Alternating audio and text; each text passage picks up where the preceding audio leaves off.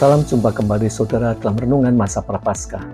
Dalam rangkaian renungan minggu ini yang berada dalam sebuah tema, pengharapan dalam Kristus. Maka pada hari ini saya mengajak kita bersama-sama untuk merenungkan sebuah tema, tetap setia saat hadapi cobaan. Sebelumnya, mari kita bersatu dalam doa. Tuhan, kami datang menghadap kehadirat-Mu dengan penuh rasa syukur, karena kami boleh menikmati bagaimana Engkau adalah Allah yang setia menyertai kehidupan kami. Oleh karena itulah ketika kami akan membaca dan merenungkan firman-Mu yang tertuliskan dalam Alkitab, kami percaya Engkau akan menyertai kami. Oleh karena itu, biarlah Roh Kudus yang telah Engkau anugerahkan atas kami, terus berkarya atas kami, memampukan kami mengerti apa yang Engkau maksudkan dalam firman-Mu itu. Dan biarlah dalam pertolongan Roh Kudus, firman yang boleh kami mengerti itu, kemudian dapat kami lakukan dalam kehidupan kami setiap hari. Dalam Kristus Yesus kami mohonkan doa kami ini. Amin. Bacaan kita pada hari ini terambil dari surat 1 Korintus pasal yang ke-10 ayat yang ke-13 yang tertuliskan demikian. Pencobaan-pencobaan yang kamu alami ialah pencobaan-pencobaan biasa yang tidak melebihi kekuatan manusia. Sebab Allah setia dan karena itu Ia tidak akan membiarkan kamu dicobai melampaui kekuatanmu. Pada waktu kamu dicobai, Ia akan memberikan kepadamu jalan keluar sehingga kamu dapat menanggungnya. Demikianlah firman Tuhan. Saudara, cobaan adalah bagian dari kehidupan kita yang tidak dapat dihindari.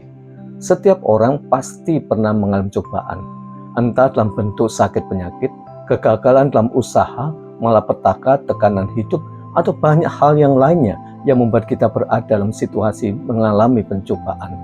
Namun, kalau kita bersama-sama mencoba memperhatikan apa yang kita alami, entahkah itu pencobaan yang kita alami adalah pencobaan yang kecil ataupun sederhana, yang oleh karena itu kita anggap bahwa kita pasti akan sanggup mengatasinya, tetapi bisa saja ketika kita menghadapi cobaan yang sedemikian besar, kita tidak tahu, bahkan mungkin kita tidak bisa mengerti bagaimana kita bisa menghadapi kesemuanya itu dan bahkan menanganinya.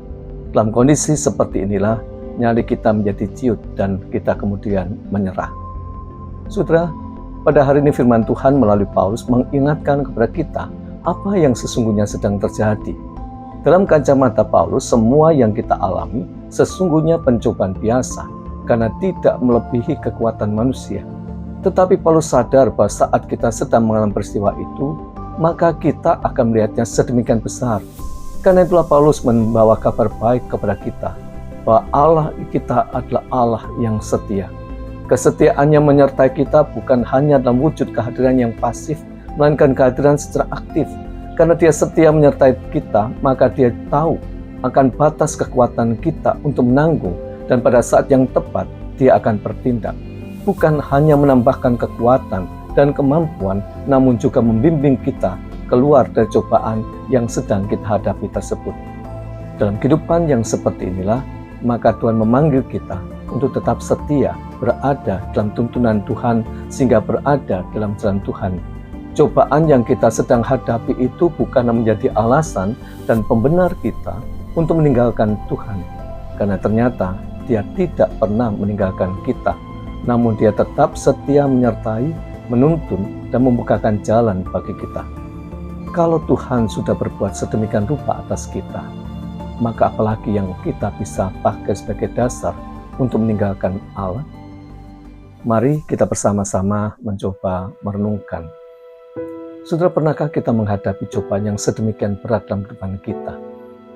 Dan kalau pernah, pada saat itu terjadi, apakah kita masih tetap setia kepada Tuhan? Bagaimana kita selama ini menyikapi cobaan? Apakah menyikapinya dengan bercermin kepada Allah yang setia? Ataukah kita menyikapinya dengan mengandalkan kekuatan kita sendiri?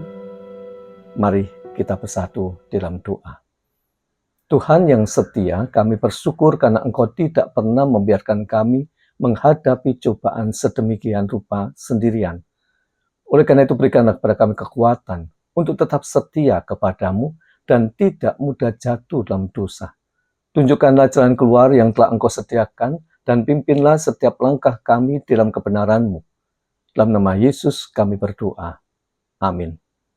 Saudara, selamat memasuki masa Prapaskah pada hari yang ke-34. Dan bagi saudara yang menjalankan puasa atau melakukan tarat, Selamat menjalannya dan kiranya Tuhan menguatkan saudara. Tuhan memberkati kita semua. Amin.